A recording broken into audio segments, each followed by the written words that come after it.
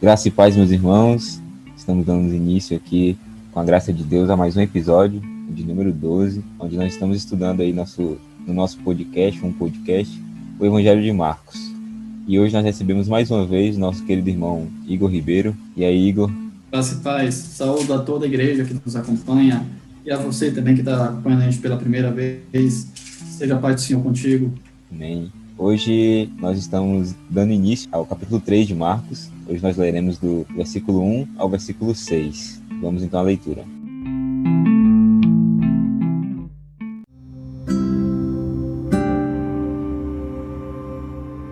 De novo, entrou Jesus na sinagoga e estava ali um homem que tinha ressequida uma das mãos. E estavam observando a Jesus para ver se o curaria em dia de sábado, a fim de o acusarem. E disse Jesus ao homem da mão ressequida: Vem para o meio. Então lhes perguntou: É lícito nos sábados fazer o bem ou fazer o mal, salvar a vida ou tirá-la? Mas eles ficaram em silêncio. Olhando-os ao redor, indignado e condoído com a dureza do seu coração, disse ao homem: Estende a mão. Estendeu-a e a mão lhe foi restaurada. Retirando-se os fariseus, conspiravam logo com os herodianos contra ele, em como lhe tirariam a vida.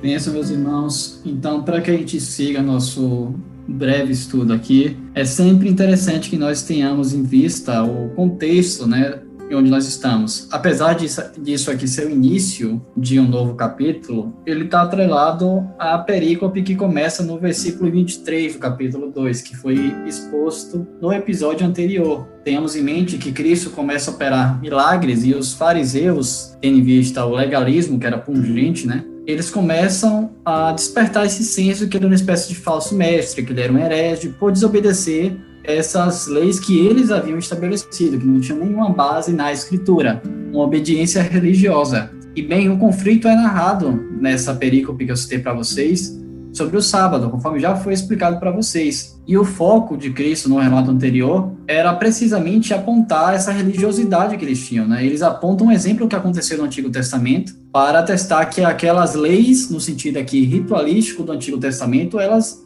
meramente apontavam para Cristo. E elas não eram maiores do que o homem, né? Que essas leis, na verdade, elas foram feitas por causa do homem, como Cristo coloca em relação ao sábado. Essas leis eram símbolos, né, que apontavam para Cristo. Elas não deveriam se sobrepor desse modo religioso. Bem, agora tendo isso um pouco mais fresco em mente, por esse breve resumo aqui, você pode ver o episódio anterior se você quiser uma explicação um pouco maior. Nós pousamos os olhos agora sobre o nosso relato, que nós temos aí outros dois textos paralelos, tanto em Mateus 12, versículos de 9 a 14, como em Lucas, de 6 a 11, que é bom também, eu recomendo que você dê uma consultada. Eu vou usar só um pouco desses dois aqui, para que nós nos atenhamos principalmente ao ao livro que nós estamos estudando. De novo, entrou Jesus na sinagoga e estava ali um homem que tinha ressequida uma das mãos. Então, primeiro a frase aqui é meramente uma introdução da situação, né? Cristo entra na sinagoga porque ele era um rabi, então aos sábados ele ia à sinagoga para que ele ensinasse a lei. E a estrutura deles aqui era muito parecida com a que a gente tem hoje em dia nas igrejas protestantes, né? Alguém retirava o rolo da lei, fazia a leitura, em seguida o rabi sentava no local à vista de todos, um local que era um pouco mais proeminente ali, fazia a explicação à vista de todos e depois eles faziam as orações. Esse procedimento similar ao que nós temos hoje em dia nos cultos, né?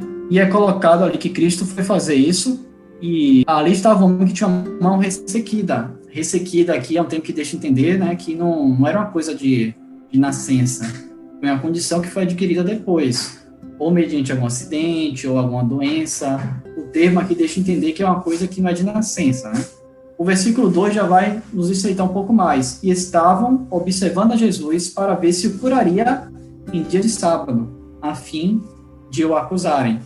Então já há um contexto aqui, como eu falei para vocês, ele está diretamente relacionado a algumas outras coisas, né? Há pelo menos dois outros episódios anteriores. O primeiro episódio, que eu acabei não citando aqui, é precisamente quando Cristo cura o paralítico e ele fala que os seus pecados estão perdoados. E ali os fariseus se revoltam, porque isso implicaria a ele se colocar como igual a Deus. E ele mostra que ele tem o poder e ele efetua a cura, né, do paralítico. as pessoas elas não se convertem, mas permanecem duras, esses fariseus. Depois acontece esse episódio aqui onde eles querem condenar o sábado, os fariseus, porque eles colheram espigas com a mão, sendo que a lei permitia que isso acontecesse, né? Então eles estavam fazendo uma interpretação religiosa da lei. E aqui, eles, após esses episódios, eles colocam, vamos observar ele, para ver se ele faz alguma coisa. Está no dia de sábado, e uma dessas leis que está escrito lá no documento dos judeus, né, que eles seguem dessas inúmeras leis judaicas, era precisamente que essas só poderiam haver intervenções sobre essas doenças se de fato fosse doença mortal. Tá morrendo, pode fazer alguma coisa sobre, ir para o hospital, carregar para algum lugar, mas caso contrário, não se deveria fazer nada. Qual era a implicação deles? O homem tem a mão ressequida. Pelo conjunto de leis dele, vejam, não é da escritura, mas pelo conjunto de leis estabelecida por eles, isso implicaria uma transgressão, né, no sentido religioso. Então eles veem esse homem e eles já o observam para ver se o curaria em dia de sábado com o fim de o acusarem, porque era mais uma infração desses ritos estabelecidos por eles sem base na palavra de Deus. Aqui, embora Marcos ele fale no versículo 13, disse Jesus ao homem da mão ressequida, vem para o meio, eu vou convidar vocês a pousarem rapidamente os olhos sobre Mateus 12, no relato paralelo do Evangelho Sinótico, e é colocado que uma pessoa pergunta a ele antes disso, né? Com o intuito de acusá-lo, perguntaram a Jesus, é lícito curar no dia de sábado? E depois acontece isso, né? O de Mateus acrescenta que primeiro foi feita a pergunta, né? Ou seja, já provocando mesmo. Tinha um homem com a mão ressequida, as pessoas queriam fazer essa provocação e alguém levanta e pergunta. E aqui a gente tem o que Cristo faz em relação a essa pergunta, né? Cristo era o rabi, e ele disse ao homem da mão ressequida, vem para o meio, ou seja, o local que era mais evidente, né? Onde todo mundo veria o que estava acontecendo ali. Ele queria deixar claro. Ele chama o homem para o meio e fala, vem para o meio. Ele não responde a pergunta que foi feita, ao contrário, ele chama o homem, vem para o meio. Essa é a primeira resposta dele. Então, lhes perguntou, versículo 4, é lícito nos sábados fazer o bem ou fazer o mal, salvar a vida ou tirá-la? Mas eles ficaram em silêncio. O sinótico de Mateus, ele ainda acrescenta, qual dentre vós será o homem que, tendo ovelha aí no sábado, essa cair numa cova, não fará todo esforço para tirá-la dali? E é interessante você observar que não há resposta. Está lá sentado, as pessoas fazem indagação, Cristo não responde, chama o homem, e quando Cristo faz essas indagações, eles ficam em silêncio. Porque a resposta é óbvia. Fala, não, se minha ovelha caísse, eu ia buscar ela. Claro que eu tenho que fazer o bem, né? Claro que é lícito fazer o bem. A resposta dessas indagações é óbvia, mas eles tinham um coração duro, eles não queriam dar o braço a torcer. E aqui o reverendo Nicodemos, ele usa uma analogia que é muito boa, quando ele vai comentar esse texto, que ele fala que isso aqui é a típica birra de adolescente, né? Quando o pai argumenta, mostra todos os argumentos por que aquilo ali está errado, e a pessoa não quer concordar, simplesmente por birra. A pessoa fica com a cara ali amarrada. Simplesmente por birra, ela não dá o braço a torcer. Então, esse é o senso. Existe um silêncio aqui, né? E aí o texto coloca no versículo 5, olhando-os ao redor, indignado. Essa palavra indignado aqui no grego, ela é a palavra irado, né? É a palavra que representa raiva. Então, Cristo se irou com aquela atitude das pessoas saberem que eles estavam errados e ainda assim não dar o braço a torcer. Mas tem uma outra palavra aí, né? E condoído aí no grego tem o sentido de uma tristeza profunda, né? Então veja, Cristo se ira pelo seu estado e ao mesmo tempo se entristece. Ele se entristece com o quê? O relato coloca com a dureza do seu coração. Lembrando aqui que é sempre interessante termos em vista que coração, ele refere-se ao centro do homem, né? Dentro da perspectiva bíblica, a tudo que o homem é, não é somente as emoções, né? Então Cristo sentiu um profundo pesar por causa dessa dureza do coração do homem, né? Eles sabiam que eles estavam errados em relação à observância cega das leis, né? Eles eram religiosos, mas ainda assim, eles não deram o braço a torcer. E qual é a ação de Cristo? Disse ao homem, estende a mão, estendeu-a e a mão lhe foi restaurada. Então, tenham em vista aqui, Cristo não responde, chama o homem, ele faz a pergunta, as pessoas não respondem para não dar o braço a torcer, todo mundo estava vendo o que estava acontecendo, ele está com esse homem agora no local de destaque, onde todos os que estavam assistindo agora poderiam ver o que estava acontecendo, o homem estende a mão e esse homem é curado.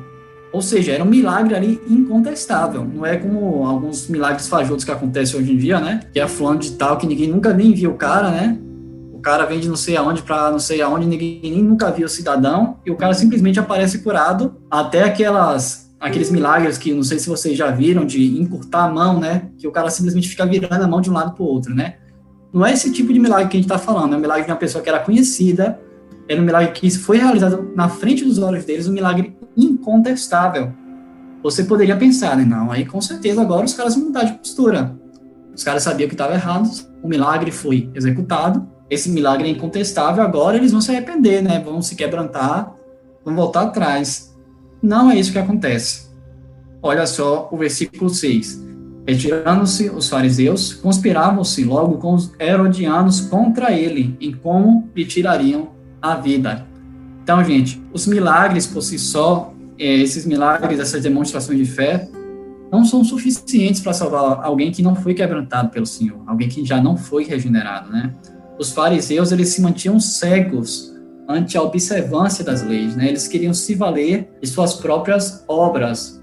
Eles estabeleceram marcos que não são procedentes da lei de Deus para seguirem e depositaram sua fé nessa religiosidade cega, não em observar o que o próprio Cristo estava fazendo ali na frente, ao ponto de ficarem cegos, né?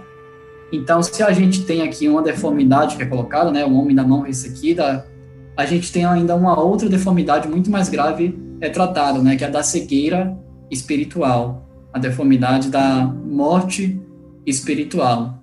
E essa daqui, a não ser que você tenha um encontro com Cristo, ela vai ter uma consequência muito mais severa do que dificuldades ao longo da vida, né? Ela vai levar você a uma condenação eterna, se quem continuar, quem persistir nessa cegueira.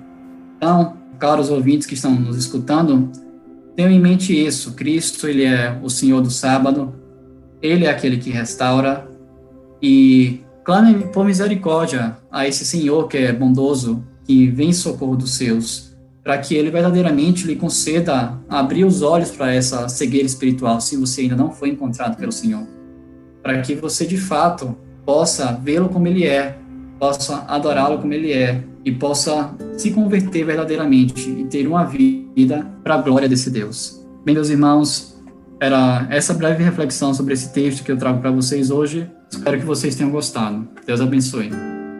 Bênção, meu irmão. Palavra maravilhosa, que o Senhor esteja nos aplicando essa palavra em nossos corações, né? Que estejamos sempre vigilantes em nossa caminhada, para também não cair em incredulidade, cuidando da nosso coração, que o Senhor esteja, com o seu Espírito Santo, nos conduzindo em seguir Jesus Cristo, né?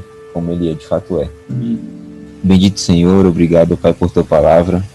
Obrigado, Senhor, por se revelar a nós através dela, Senhor. Que possamos, ó Deus, meditá-la e que peçamos a Deus e clamemos pelo Espírito Santo agindo em nosso coração para aplicá-lo, ó Deus, para pôr em prática aquilo que o Senhor nos revela, Senhor. Que adoremos a Cristo assim como Ele é e como de fato é, um homem, o homem Deus que veio encarnado e que fez diversas obras no meio de nós, e que mesmo assim, ó Deus, nosso coração, o coração humano, da natureza humana, só é possível transformação através de um ato do Espírito Santo em nós. Por isso nós clamamos e te pedimos, ó Deus, venha até nós e com graça o Senhor nos transforme, ó Deus, e que sigamos nesta caminhada juntamente com o nosso Senhor. Que aguardemos a volta dele para então sermos glorificados de uma vez por todas para a glória do seu nome. Senhor, obrigado por mais essa palavra, mais este episódio e pela vida de cada um que ouviu, ó Deus. Que o Senhor esteja nos abençoando e nos guiando, ó Deus, no estudo da Tua Palavra. Assim também a vida de Igor, Senhor. Muito obrigado pelo Teu servo e que o Senhor esteja conosco, em nome de Cristo que eu oro. Amém.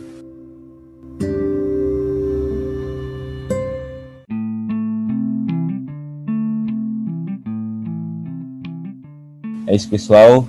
Mais um episódio concluído, pela graça de Deus, e esperamos vocês para o próximo, onde daremos continuidade no capítulo 3 do Evangelho de Marcos. Que o Senhor esteja com todos. Até breve. Tchau, gente. Deus abençoe.